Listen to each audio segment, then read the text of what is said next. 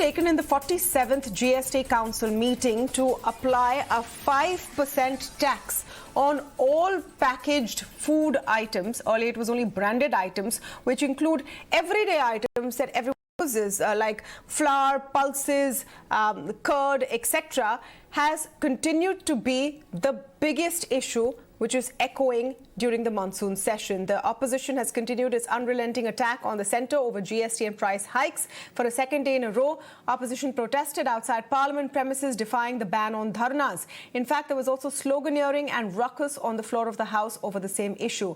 Both Rajya Sabha and Lok Sabha have been adjourned for the day amidst the ruckus. Congress also held protests in Karnataka, Telangana.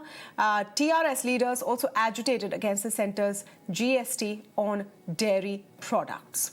Well, the question now is, and the point that the government, the finance minister, has been making is that this was a decision by the GST Council. It was a consensus decision. So why all the acrimony now? To speak on this, I'm joined by Dr. Amit Mitra, Special Financial Advisor to the West Bengal Chief Minister and, of course, former Finance Minister of West Bengal. He's also economist. So will be very interesting to know Dr. Amit Mitra's views on what is going on in the country right now. Dr. Mitra, thank you for speaking with us. The first point is the claim that the GST Council decision is a unanimous one. What the GST Council decides is after recommendations from the Fitment Committee, which had a number of states on it, including West Bengal. So why the furore now, sir? I think it's very important to understand that there was a time where the GST Council would truly debate issues and only arrive at a consensus and then take a decision. That was during the previous finance minister's period. I myself would often agree or disagree with BJP-ruled states absolutely on merit, and we would all arrive at a consensus and hammer it out over days. That whole picture has changed.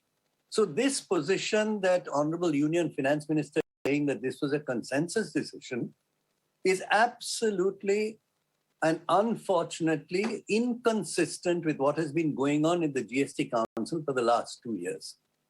I have myself been present there, and I have repeatedly found that the voices of all kinds of people are not coming together.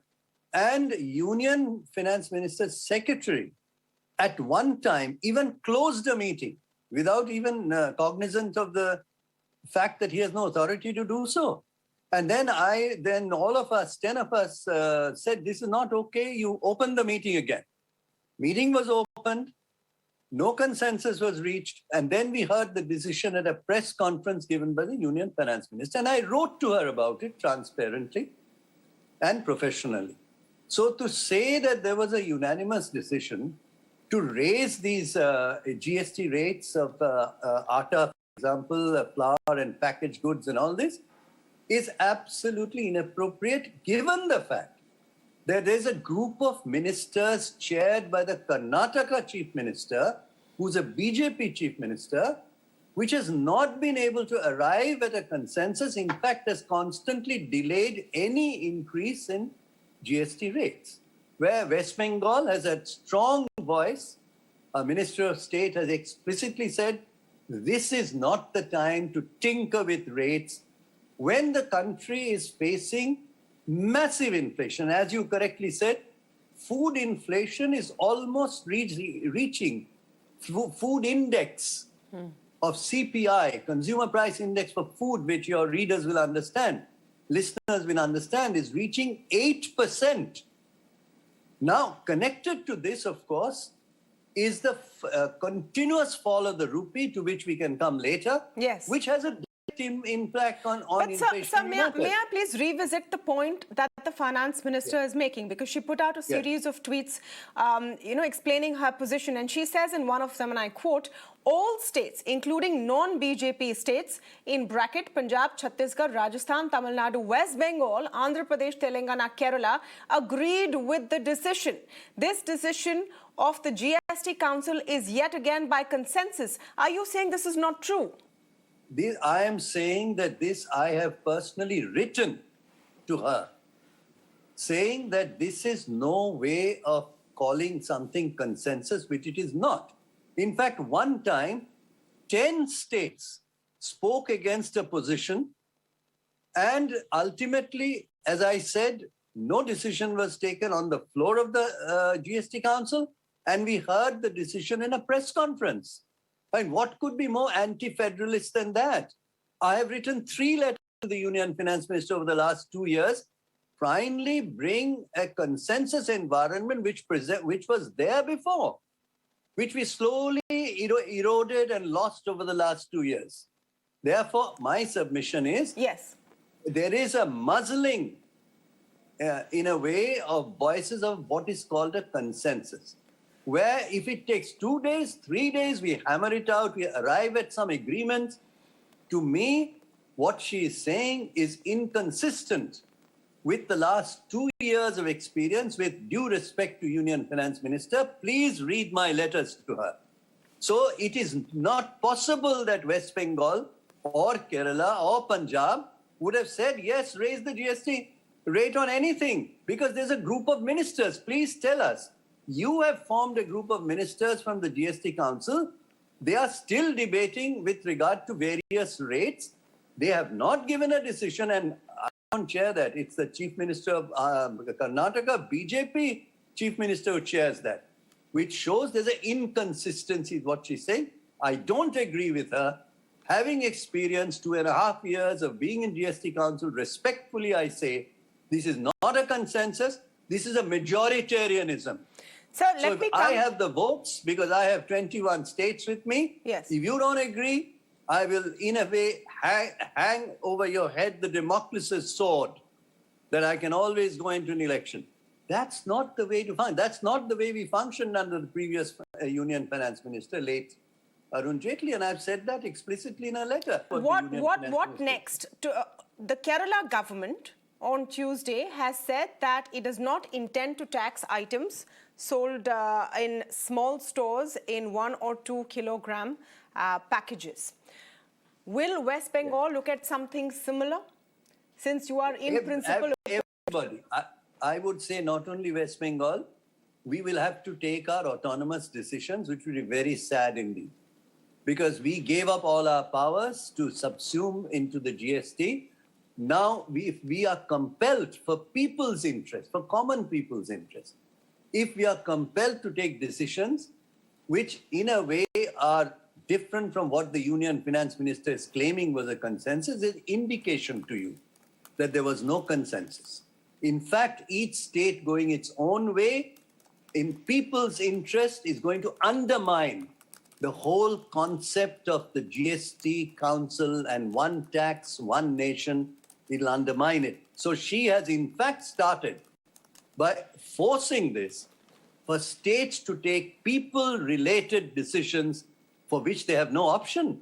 So how do you go to the people and say, from today, I'm going to increase your prices? May I underline this more clearly? So you're saying the state of West Bengal, and you assume others as well, will now come out with their own version of what to do and not tax smaller packets of food items at 5% GST? They will have to, because of people's interest. They're elected bodies of the people. How can they go back to the people and say why inflation is hitting 8% in the country? Everybody's income has shrunk because of inflation, particularly the poor person who is earning 100 rupees, purchasing power of that 100 has become 70 rupees, food is not being put on the table, and now you say, okay, I'm going to make a change which will further cut into your inflationary pressures. No state with the elected democracy of India can accept this. And let me tell you, BJP states privately have agreed with me repeatedly that this kind of action, they don't know what to do with their people, and asking us to fight on this issue. Sir, broad question. I have written so many letters to broader question, because you spoke about inflation, you spoke about the rupee, and you are someone who will look at facts as they are, not necessarily in bipartisan ways. Now, the inflation is now a global phenomenon. It's happened because of COVID-19, the Russia-Ukraine war. Many argue, the government argues, that inflation in India is relatively less than in other nations. As far as the rupee is concerned, they say it's the dollar that's strengthening, not the rupee. The rupee has performed better, in fact, relative to others. Is this an issue on which there should be broader consensus and an ability to understand it in terms of what we're all experiencing globally?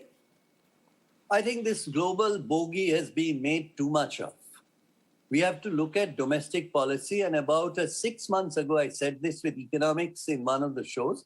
And later it turned out that the studies done show that the major reason for unemployment and inflation relate to the domestic macroeconomic policy. Therefore, let me come back to this question. Why, when the rupee goes down in value relative to the dollar, every 5% increase, fall of the rupee leads to 1 to 1.5% at least, if not 2% increase in inflation. Now, what is very dangerous not being stated is foreign institutional investors are selling out of India. It can't be because dollar is strong. If you can make a buck in India, if you're confident about the Modi government in India, you would still stick with it. They are selling out. That is one of the big causes of inflation, or of the rupee falling. So when you pull out money from India, automatically rupee is under hit. Now, what are the actions the government could have taken? Today, Reserve Bank is forced to sell dollars in order to show this up. Please go back to the fundamental macroeconomic policy that this government has failed to do. Repeatedly, we have said, you're following a supply-side policy of Ronald Reagan variety by cutting taxes. Corporates are making huge profits because they have no other way, because you cut their taxes and there's no demand in the market. You will naturally save it as profits. So the key point is, that rupee falling is 80 rupees a dollar is a record in Indian history. Mr. Modi, Honourable Prime Minister, had spoken as Chief Minister against the Manmohan Singh government. You know what the rupee was at that time? 53 rupees a dollar, and he was screaming about it. Today it's 80 rupees a dollar. And that is affecting inflation. And my simple point is, what is happening as a result of the fall in the rupees, even borrowing abroad becomes more expensive, which people are not talking about. So if you want to invest and you borrow from abroad, you can't do it because it's too expensive. The foreign institutional investors have voted with their feet by leaving India in large numbers and selling out. Only dollar being strong cannot be an explanator.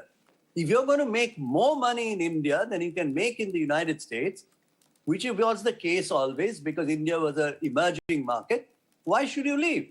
They are leaving because they've lost confidence that this government repeatedly is making wrong macroeconomic policy because they have no macroeconomists in the ministry, or they don't take the advisors seriously.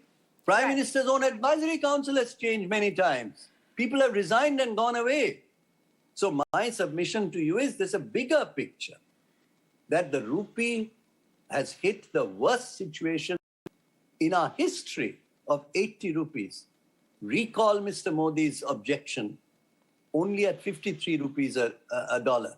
So my submission is, impact on inflation is significant because of the fall of the rupee. Sure. Exports are not going to have an advantage because many of our exports have import content.